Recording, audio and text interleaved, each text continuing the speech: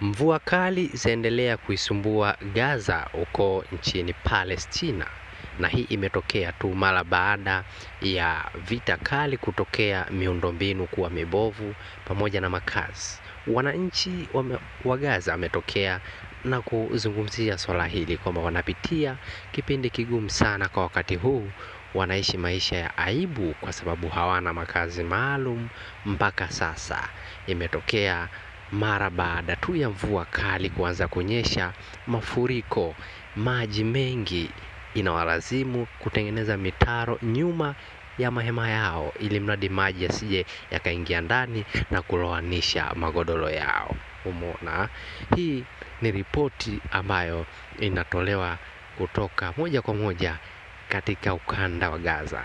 Kwa mujibu wa ripoti ya Umoja wa Mataifa, wamesema kwamba takriban maeneo 750 yanayokaliwa na watu 850,000 yamekumbwa na hadha hii.